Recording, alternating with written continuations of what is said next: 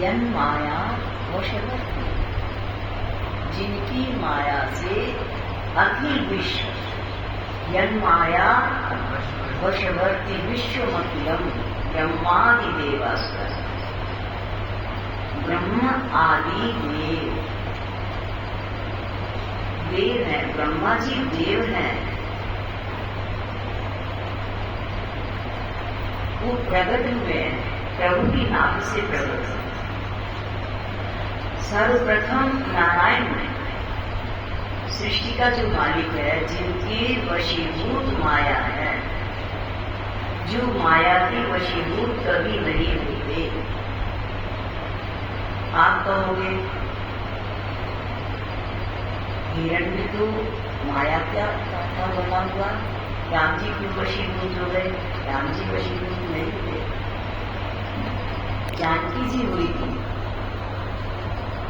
जानकी जी ने कहा कि स्वर्ण हिरण है, ले गए। राम ने कहा सोने का है तो चल तो रहा है, और मायामय है तो माया में तो क्षणिक होता है, उसको तुम क्या करोगे? माया में का अर्थ होता है जो मिनट मिनट में अपना रूप बदल दे, अथवा जो राक्षस है वो माया में वो छली युक्त है, तो छली युक्त का तुम क्या करोगे? और अगर असली सोने का है तो वो तो भाग नहीं सकता, दौड़ नहीं सकता, वो नाचे नहीं कर सकता। राम जी ने जानकी जी को समझाया। जानकी जी तो माया के वशीभूत हो गई, परंतु प्रभु कभी भी किसी भी अवतार में, किसी भी अवतार में माया के वशीभूत आप नहीं सुनोगे, न पढ़ोगे। यन माया वशीभूत, माया जिनके वशीभूत है, इसलिए कहा आगे राम चलत की पाछे सीता उनके पीछे चली और उनके पीछे लक्ष्मण चले। राम आगे, माया में सीता उनके पीछे है, और जीव कौन है? लक्ष्मण, वो उनसे पीछे है, क्योंकि माया और ब्रह्म दो मिलकर के जीव बनता है। माया और ब्रह्म, ब्रह्म में जब माया आ जाती है तो वो चेतन जीव कहलाता है।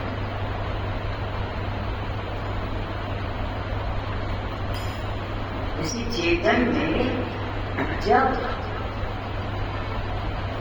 चेतन का बिंब जब जल में पड़ेगा तो वो बिंब जीव है, सूर्य जीव नहीं है। जीव दो से मिलकर बना, जो प्रतिबिंब बना है जल में, वो किससे बना? वो बिंब है, वो बिंब है जो जल में बना, और उसकी जो छाया कहीं और पड़ जाती है वो प्रतिबिंब है। चलिए तो वेदांत समझाएंगे, बस इतना कहेंगे कि जो माया के वशीभूत है वो कौन? जीव। और माया जिनके वशीभूत है, माया जिनके वशीभूत है वो कौन है? ब्रह्म। तो राम किसके वशीभूत है? किसी के नहीं है, और राम के सब वशीभूत है, राम जी के सब वशीभूत है। इसलिए एक बात नहीं आता संघ में कि शंकर जी ने जब राम जी की स्तुति की तो ये प्रभु मैं तो आपका और प्रभु, आपसे ब्रह्मा जी हुए और ब्रह्मा जी से मैं हुआ, पुत्र भी नहीं और प्रभु, मैं आपका मुकाबला कैसे कर सकता? और शंकर जी को के इष्ट, उनकी इच्छित वस्तु असन वसन वतन राज्य कुछ भी नहीं था, केवल एक ब्रह्म। तो नारायण का ही चिंतन कर, उन्हें कोई चाहते, इसीलिए माया को उन्होंने फैलाया नहीं, मकान नहीं बनाया, वस्त्र नहीं बनाए, खान पान का कोई छाप नहीं रखा, जो घास फूस मिला, क्या है? घास फूस ही तो है जो आप चढ़ा रहे हो, बेड़ पत्ते हो गए, और ये क्या दूरबा हो गया, अथवा उसको बोलते हैं ना भांग वगैरह, धतूरा, ये सब घास फूस है। इनको उगाया नहीं जाता है अपने आप में। न भोजन के लिए स्वाद को देखा, न वस्त्रों के लिए श्रृंगार को देखा, आभूषणों को देखा, और न भोजन के लिए किसी तरह का कोई स्वाद देखा, न श्रृंगार देखा और न वदन देखा। जब गणेश जी छोटे से थे, प्रकट हुए थे, और शंकर पार्वती अपने चट्टान पर बैठे हुए थे, हिमालय कैलाश की चट्टान पर। गणेश जी को नींद लगी। मेरे भैया मैं कहा मुझे नींद आ रही है, मुझे बिठा जाओ मेरी गोदी में, सो जाओ। मुझे गोदी में कैसे सोऊंगा? चारपाई पूरी पलंग, पूरी यही तुम्हारी पलंग है, ये चारपाई यही बिस्तरा है, और उनको अपनी गोदी में नहीं सुनाया। वो चारपाई नहीं, इसलिए भगवान शंकर को खटवांग भी कहते हैं। खटवांग मेरे जिनकी चारपाई, तीन तरह की माया, सतोगुणी रजोगुणी माया, इसी पर ही सो जाते हैं। चौथा पाया नहीं है उनकी खाट का।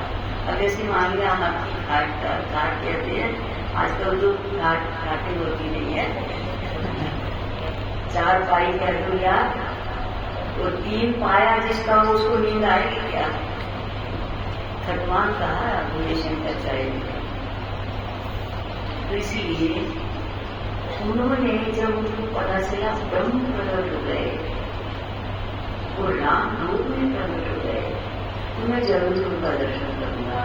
और फिर क्योंकि रचि महेश्वर मानस राधा, राम जी की लीलाओं को वो साक्षात देखते थे दिव्य दृष्टि से, और देख करके फिर अपने मन में लिखते रहते।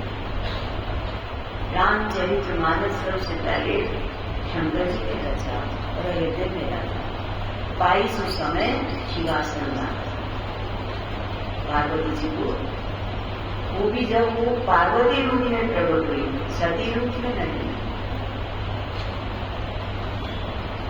तो हमारा अभिप्राय कहने का है कि सती को शंकर जी ने अपना इष्ट पहचाना, प्रणाम किया, और उसी समय गुजरे जब प्रभु रो रहे थे।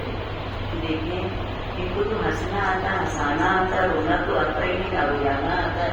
नारायण ना तो किसी को रुलाते, और ना जो खुद रोएगा वो दूसरों को रुलाएगा। तो नारायण को तो रुलाने नहीं आता, इसीलिए माँ ने कहा जब राम प्रकट हुए, मुझे बेटा फिर सोई वजन सुधाना, रोदन खाना, वही बालक स्वरूप होगा। माँ ने कहा अगर मेरे बेटा भी प्यारे हो तो फिर बालक रूप में हो जाओ, इतने चतुर्भुज रूप को मैं कैसे राग लड़ाऊंगी?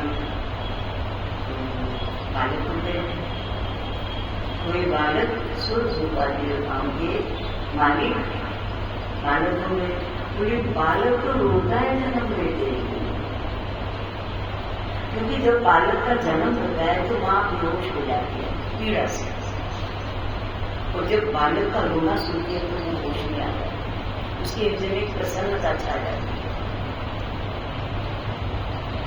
तो बोले रो तो सही, रोना तो हमने तो कभी रोना सीखा ही नहीं, आता ही नहीं हमें तो रोना, तुम सिखा दो तो बड़े रोएंगे। इसलिए शंकर जी के मन में शंका आई, शंका नहीं भाव जगा कि मैं देखूं कैसे रो रही हूँ, रोते हुए कैसे हंसे होंगे, असली रोने और नकली रोने में भी थोड़ा अंतर हो रहा है। नकली रोना कैसा रोना है, इस कारण से भगवान ने चिनारी मैंने चिनारी मैंने पहचान नहीं की, ये ब्रह्म आत्मा है।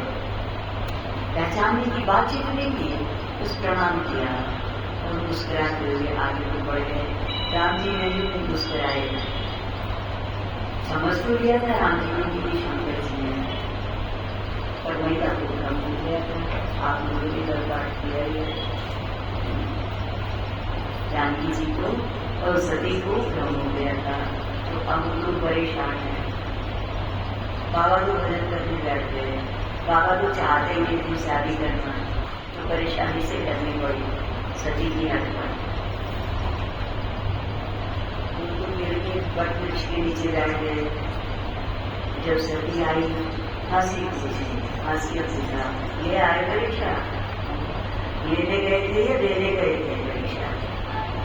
वो तो लेने गए थे पर अब तो उल्टा हिसाब पड़ गया, लेने पड़ गए। इसलिए नारायण ने शंकर जी ने पूछा है आगे क्या करता है,